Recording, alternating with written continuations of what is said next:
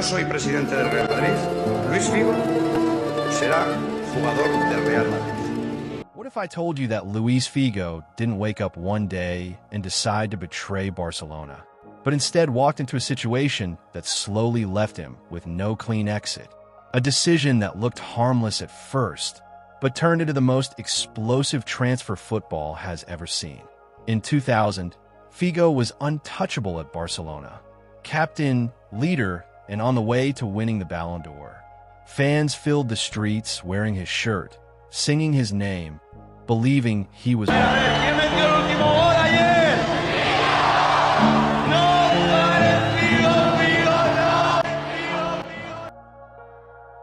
He had publicly spoken against Real Madrid before. To Barca's supporters, Figo wasn't just a star, he was loyalty itself. Then a quiet conversation changed everything. Florentino Pérez, a businessman running for Real Madrid's presidential election, approached Figo's agent with an unusual proposal. It wasn't a transfer, not yet. It was a conditional agreement. If Pérez lost the election, Figo would receive a payment of around 2.5 million euros for signing the document.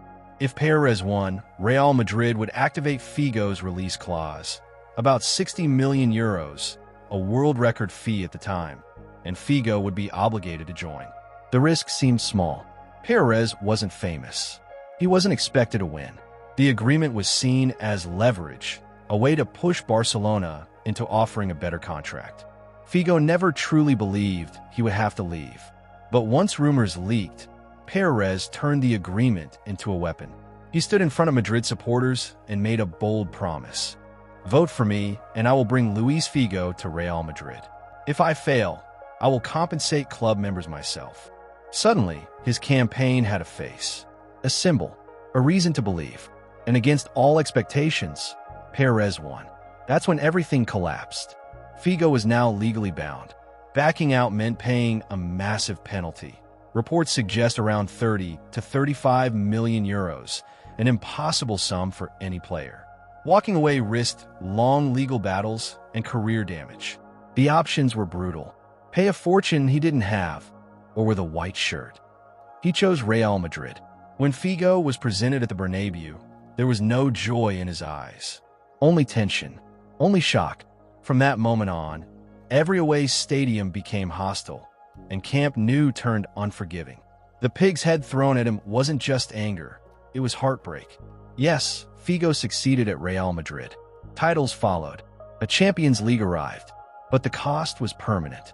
In Barcelona, his name became a warning, not just about betrayal, but about how football had changed. Because this move wasn't only about Figo.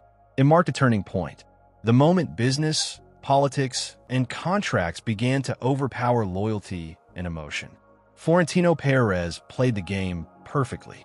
Figo miscalculated the risk and paid for it forever. So now ask yourself, was Luis Figo a traitor driven by money, or a man trapped by a decision he never believed would come true?